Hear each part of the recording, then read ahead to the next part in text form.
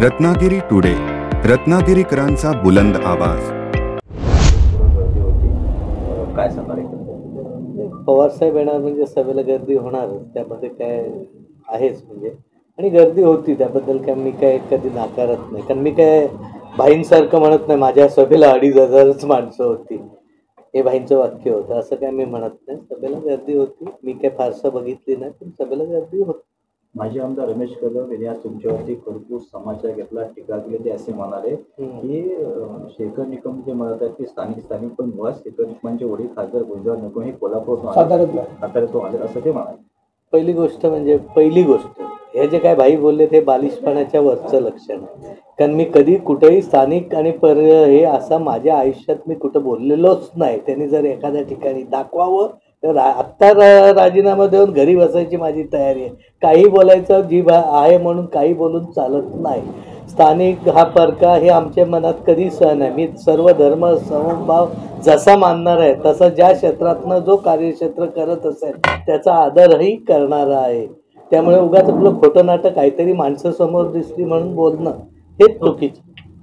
आमचे आजोबा साताऱ्याचे आपशिंग्याचे आहेत. ते निकमांचं गाव आहे आणि ते मिलिटरी आपशिंगे म्हणून आहे. तिथे 10 ते 12,000 सैनिक राहतात. त्यामध्ये साधा शिपाई टू कॅप्टन जनरल आणि काही जी मोठी पद आहेत ती सगळी तिथं त्या गावामध्ये आहे. मी तुम्हाला एकदा घेऊन जाईन. आपशिंग्याचा एक ऐतिहासिक गाव आहे ज्यामध्ये फक्त सैनिकच आहेत आणि त्या वारशातून आम्ही आहोत हा आम्हाला अभिमान आहे. पहिली गोष्ट. आमच्या आजोबाचे वडील कधी आले असतील फुरुस गावी, त्याच्यानंतर आजोबा झाले, त्याच्यानंतर स्वतः निकमसर फुरुसला झाले. मी सावर्ड्यात जन्मलो. हा कुठं जन्मणं हे काय तुमच्या आणि माझ्या हातात नाही. तुमचं कार्य काय, तुमचं कर्तव्य काय ह्याच्यावर असतं. त्यामुळे भाई जे बोललेत ते खरोखर भाईनी तरी किमान असं बोलायला नको होतं. भाईंबद्दल प्रचंड आदर बाळगणारा मी आहे, आज आणि उद्याही बाळगणार आहे. त्यांनी काय वाटेल ते बोलू दे मला, कारण त्यांना काही गोष्टी बोलल्यानंतर असतील त्यांच्यासमोरचे काही त्याच्यातून फायदे असतील तो त्यांचा विषय. पण मी तुम्हाला सांगतो स्थानिक आणि वेगळं असं माझ्या कुठंही बोलण्यात कधी आलं असेल. कोण आता बोलला असेल बाहेरचा त्याला मी काय कारण जबाबदार आहे. त्यामुळे चुकीचं भाई आज बोलले. एक दुसरे जे बोलले 2 लाख कलमं बारामतीत पवार साहेबांनी घेतली.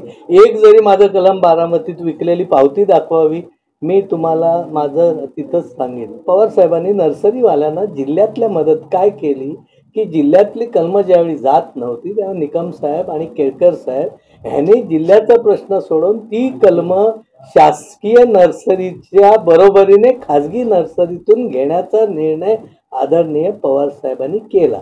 त्यावेळी मी तुम्हाला कदाचित माहीत नसेल 1,000 कलमं बसल्या जागेला बांधणारा माणूस आहे. कलमं बांधणं, अंडी काढणं, दूध काढणे सगळं केलेला शेतकरी आहे पक्का.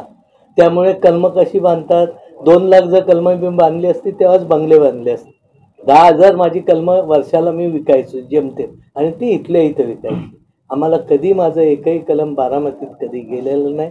माझ्या संस्थेला पवार साहेबांनी मदत केली नाही असं कोण म्हणत असेल तर ते धांदात खोट आहे. आम्ही नेहमीच सांगतो मी माझ्या कॉलेजला 4 नावं दिलेत ती त्यांनी कुठंतरी मोरल सपोर्ट असेल, कारण त्यांनाही माहीत नाही मी नावं दिलेली. आपण ती मोरल सपोर्ट निकम साहेबांवर असलेलं प्रेम आमच्या कुटुंबावर असलेल्या प्रेमापोटीच केलेलं आहे. त्यामुळे त्यांची संस्थेला मदत झाली नाही असं मी कुठं बोललो असेल तर तसं एखादं वाक्य त्यांनी मला दाखवावं. आजही आमच्या अहवालात पवार साहेबांचंच नाव असतं.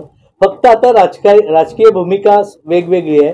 त्यामुळे आम्ही पवार साहेबांचं नाव घेऊन उगाच सहानुभूती मिळवण्याचा प्रयत्नात नसतो. एवढी माझी ठाम भूमिका. सर, काल अजितदादांचा दौरा आला, त्या दौऱ्यावर विक्रांत जाधवांनी त्यांची भेट घेतली तर काय सांगाल?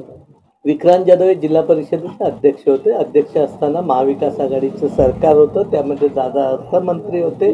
दादानी विक्रांत जाधवला त्यांनी जसं प्लॅन केला तो प्लॅन अगदी साधा होता. मग विक्रांत जाधवनी त्यात चांगलं लक्ष दिलं. एक अद्यावत चांगल्या पद्धतीचा मला आता अंदाज नक्की नाही पण 60-62 कोटीचा प्लॅन स्वतः विक्रांत जाधवनी केला. दादा असतील त्यावेळेचे तत्कालीन मुख्यमंत्री उद्धवजी ठाकरे साहेब असतील यांना भेटले. त्यांनी मंजुरी स्वतःच्या कर्तृत्वावर मिळवली. आता त्यांना दादानी मदत केली असेल, त्यांच्या घरासमोर दादा येत असतील ते एक गुच्छ द्यायला आले. एवढाच त्यातला भाग आहे. बाकी त्यात काय चर्चा करण्यासारखा भागच नाही.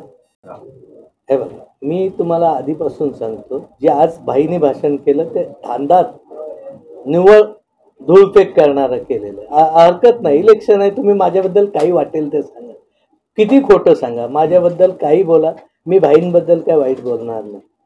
पण त्यांनी केलेली प्रत्येक भूमिका मी पुरावे देत मी ते म्हणतात की संस्था जे उभ्या केल्या त्याने माझ्याकडे पुरावा कलम विकल्याची, बारामतीत गेल्याचं एक पावती दाखवावी. पवार साहेब बिन पावतीची एकही गोष्टी खरेदी करत नाही, माझा विश्वास आहे. त्यांनी त्यावेळची 95-90 माझी नर्सरी साधारण मी 12वीला असताना म्हणजे 96-97ला मी नर्सरी करत होतो. मी स्वतः कलम बांधायचो. मी 1000 कलम बांधणारा एक्सपर्ट माळी असतो, त्याच्यापेक्षा 300 कलम मी दिवसाला जास्त बांधणारा माणूस आहे. आजही माझ्या हातात चाकू आणि सायन्स स्टिक दिली तर 2 मिनिटात धडाधड बांधून कशी कलम दाखवायची माहिती मला.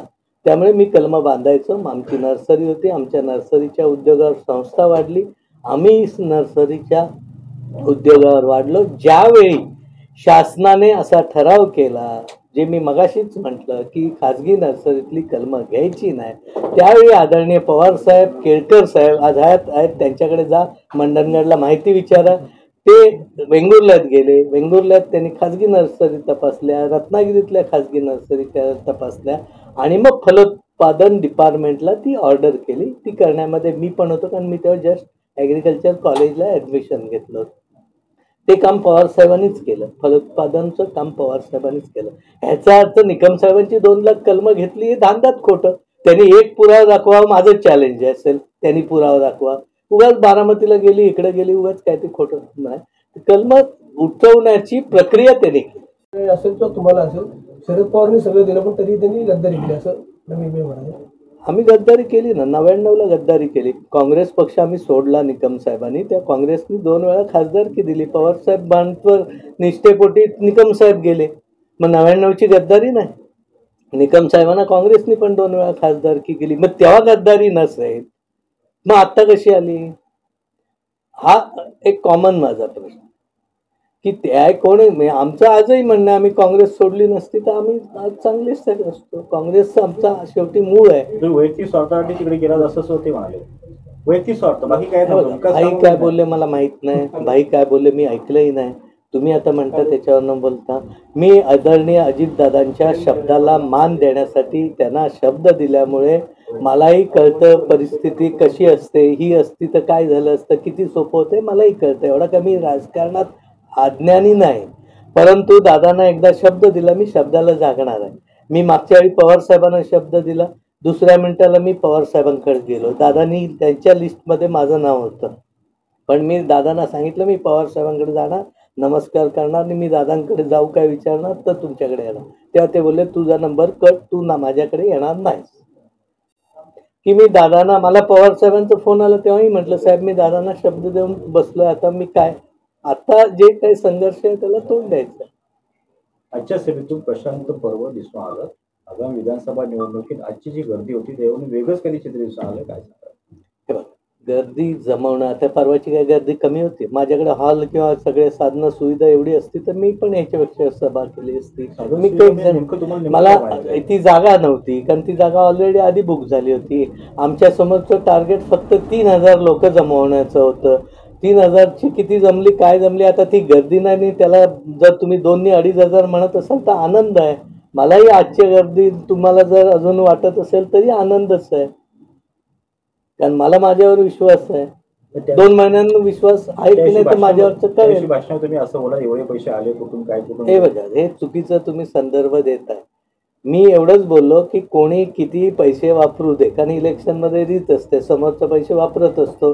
मी असं त्याच्यावर काल त्याचं एक्सप्लेनेशन पण दिलंय की निवडणुकात ह्या सगळ्या गोष्टी चालतात, त्याचं मी कधी बाऊ करणार नाही हेही सांगितलं. आता माझे कार्यकर्ते सगळे जमलेले असताना मी हे त्यांना सांगणं अभिप्रेतच आहे की कोणी किती आव्हानं येऊ दे, काय आव्हान हेच आहे. आज काय उमेदवार हाच आहे? आज का पवार साहेबांनी हेच डिक्लेअर केलंय? नाही डिक्लेअर केलं. अजून त्यांचा उमेदवार ठरायचा आहे, आमचा उमेदवार ठरायचा आहे, मीच आहे. मी तेव्हाही सांगितलं की महायुतीच्या उमेदवाराला निवडून देण्यासाठी मी प्रयत्नशील असणार, कोणी का असे ना, जो असेल त्याला निवडून द्यायचं.